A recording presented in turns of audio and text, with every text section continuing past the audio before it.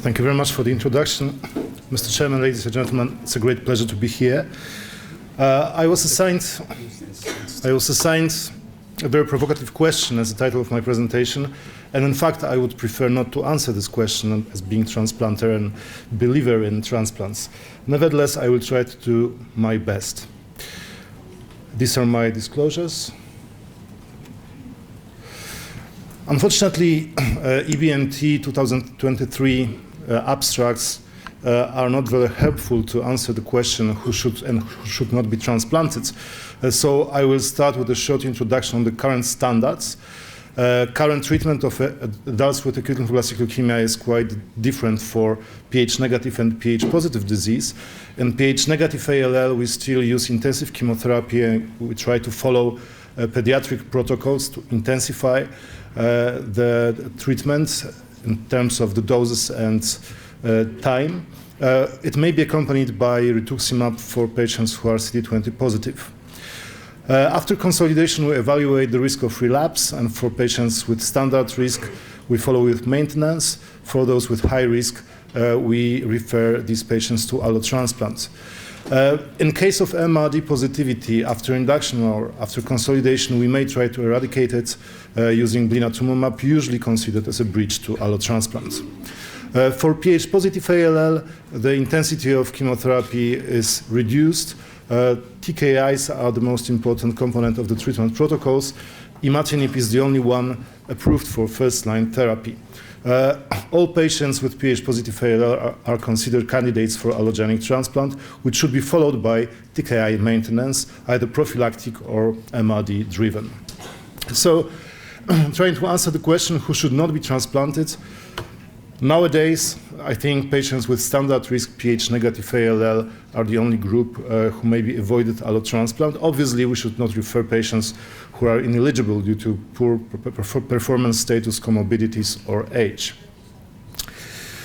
The issue is that the definition of standard and high risk differs among countries and study groups, and this is the list of indications of factors that are considered indications for allotransplant according to a particular country. As you can see, the only common uniform factor is MRD status after consolidation. For those who are MRD positive after consolidation, allotransplant is the only chance of cure. The other factors like high leukocyte counts, adverse karyotype, or adverse immune subtype are considered only by some study groups. So coming back to EBMT 2023, there were no abstracts dedicated to answer the question on the indications for allotransplant, but I think some important presentations that may allow us to optimize the procedure and give insight into results in particular ALL subgroups. So I will briefly mention the most important abstracts selected by me. The first one is the analysis of the Polish adult leukemia group, comparing results of allotransplant for patients with Ph-positive versus Ph-negative ALL. Ph-positive ALL was traditionally considered a very high risk factor, while nowadays with the use of TKIs, results improved dramatically. And in terms of allotransplant, as you can see, results of allotransplant are much better for Ph-positive ALL compared to Ph-negative ALL that I believe was shown for the first time. Another analysis comes from the EBMT Acute Leukemia Working Party. This is, for the first time, comparison of de novo versus secondary ALL. Secondary ALL is diagnosed relatively rarely, but it happens, and we performed a matched pair analysis showing absolutely no difference in terms of results for de novo versus secondary ALL. Another analysis regards autologous transplant, which is almost abundant, but some study groups still use it for patients who achieve MRD negativity as a treatment intensification. And my colleague, Dr. Svoboda, performed a retrospective analysis on behalf of the EBMT, showing that results of autotransplant are quite satisfactory for patients with T-ALL and much better compared to B-ALL. So maybe T-ALL, which is a population where we cannot offer modern therapies, modern immunotherapies so far, may benefit from autologous transplant instead of allogenic transplant. Another issue is the donor type. We have already published several publications showing no major differences between alternative donors for patients with ALL. During the EBMT meeting, the Chinese study group presented results of their prospective study focused on T-ALL, LBL, both pediatric and adults, transplanted in first or second complete remission according to genetic randomization. Those having matched sibling donors were treated with such a donor, while those lacking matched sibling donor were transplanted from haploidentical ones. These are results DFS for the entire cohort, showing no differences between disease subtypes, non-ETP, ETP, or near ETP. And these are comparisons for haplo versus matched sibling donor. For the entire cohort, there was no difference, some tendency towards better results for matched sibling donor transplants, but not statistically significant. While for ETP, the highest risk subgroup, results were even better for haplo compared to matched sibling donor transplant, and this difference reached statistical significance. So if we want to perform allotransplants, we can do this, in fact, in all cases, because almost all patients have either related or unrelated donor when we consider haploidentical as equally valid. The issue of donor type was also raised by the Spanish group for children between 1 and 19 years old and second complete remission. The authors compared once again results for haploidentical versus HLA matched donor transplants, once again showing absolutely no difference in terms of either overall survival or leukemia-free survival. Regarding conditioning, TBI is a standard of care for ALL. The most frequently used dose is 12 grays and 6 fractions.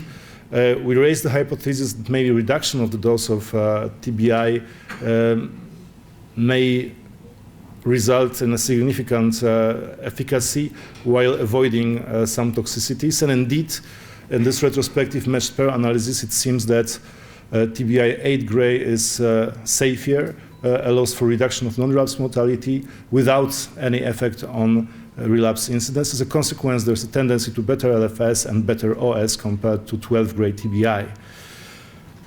Finally, we also found that TBI 8 gray was associated with lower incidence of acute graft-versus-host disease and improved GRFS.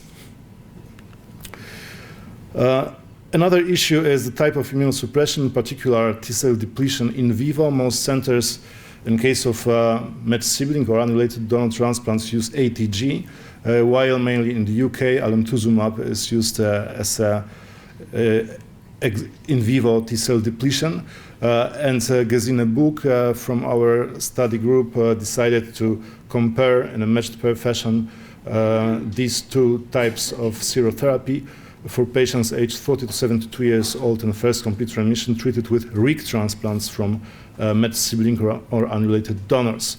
As you can see, there is no difference, so we are free to choose either alemtuzumab or ATG in such cohorts. Finally, some news about CAR T cells. In fact, in adults, we have one product approved for relapse refractory BCP ALL, which is brexucabtagene autoleucel. The registration was based on results of ZUMA-3 trial.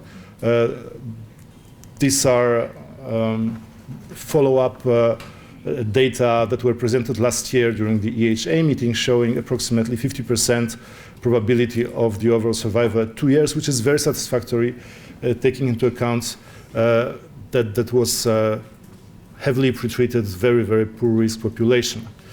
During the EBMT meeting, there was a post-hoc analysis showing that probably patients pre-treated with blinatumomab respond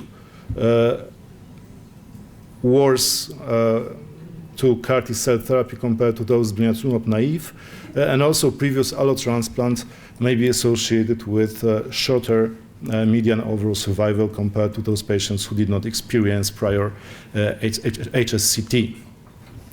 Italian study group showed some real-life data. The first 10 patients treated with commercially available brexucabtagene autoleucel. They confirmed a high response rate. 9 out of 10 patients achieved complete remission with MRD negativity, and in some cases this remission state is long-lasting, although the median follow-up is still very short. That was summary of the EBMT 2023. Now a few data from the literature regarding perspectives of the treatment of ALL, because the standard that I presented at the beginning of my presentation is going to change, I think, quite soon. The most important issue is incorporation of immunotherapy in first-line treatment. We have data presented during the ASH 2022 showing results of the randomized ECOG-ACRIN trial run in USA and Canada that was focused on BALL Philadelphia negative for patients aged between 30 and 70 years old who achieved MRD negativity after induction. These patients were randomized to receive either standard consolidation based on chemotherapy or chemotherapy in sequence with blinatumomab. As you can see, the overall survival was significantly better for those patients who were treated with blinatumomab in consolidation, and therefore the authors concluded that blina plus chemotherapy should be a new standard for BCP-ALL patients who achieve complete remission with negative MRD status. So not only to eradicate MRD, but also to achieve deeper response and potentially cure among BCP-ALL patients. The rate of allo-HCT in both arms was very low, only 18%, so maybe this strategy allows to avoid allotransplant in a significant proportion of patients. Another study comes from the German group, which was focused on patients above the age of 55 years old, using inotuzumab plus dexamethasone and 2 courses of inotuzumab as initial treatment. These patients are generally not considered for myeloablative transplant. In fact, only 4 patients were treated with allotransplant in this cohort. But what is the most important finding is 100% complete remission rate achieved using inotuzumab monotherapy, in fact. So we don't need chemotherapy in induction for BALL to achieve complete remission. Event-free survival, overall survival, quite satisfactory considering the patient population. Now, for pH-positive ALL, there is a tendency to incorporate both immunotherapy and second, third generation TKIs in frontline treatment. This is the study from Italian GMEMA group that was published 3 years ago, showing that without systemic chemotherapy, we are able to cure the majority of patients with pH-positive ALL using dasatinib followed by blinatumomab plus dasatinib. In this group, approximately 1/3 of the patients were treated with allotransplant, which was at the discretion of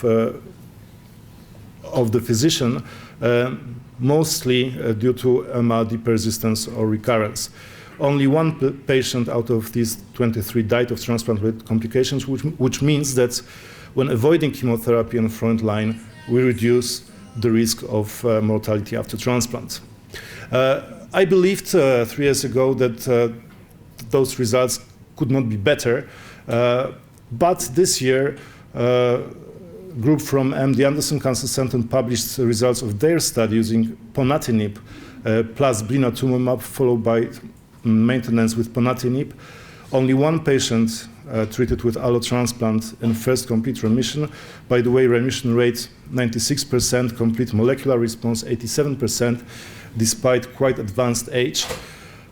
What is striking is 95% overall and disease-free survival, which for this patient population appears a miracle without allotransplant. So I believe this is the direction that we will follow in the treatment of adults with ALL pH positive. How I see treatment standards maybe in 2024, maybe 2025, I believe that For BCP ALL, we will start with inotuzumab, maybe without chemotherapy for induction. Then consolidation should include blinatumomab. And if the patient achieves MRD negativity, he will not be a candidate for allotransplant despite the presence of other traditional risk factors. Only MRD positive patients will be considered for allotransplant.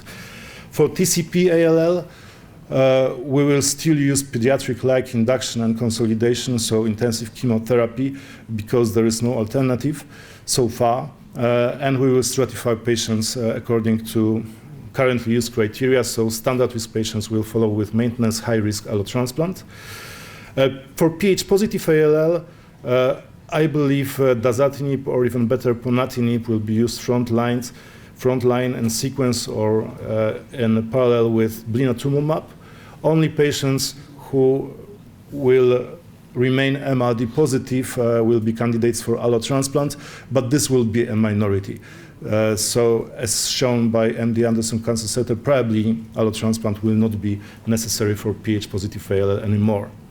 So who should not be transplanted in 2024? This is speculation, but I would say patients with pH-negative BCP ALL and CR MRD negative, patients with standard risk TCP ALL, and finally, all patients with pH-positive ALL who achieve molecular remission. Obviously, those ineligible because of biological reasons as well. And finally, what is the future? This is a visionary, but I believe the treatment of ALL in the future will be very simple and very short, in fact. For BCP ALL, we will start with INO 100% complete remission, then consolidated with CAR-T. For TCP ALL, we'll still use chemotherapy, but only induction, then CAR-T specific for TCP. And finally, for pH-positive, we'll achieve complete remission with ponatinib, and we'll consolidate it with CAR-T. So CAR-T, in my eyes, is the future, and I believe that this treatment will be very, very simple. But who knows when? Thank you very much. Thank you very much.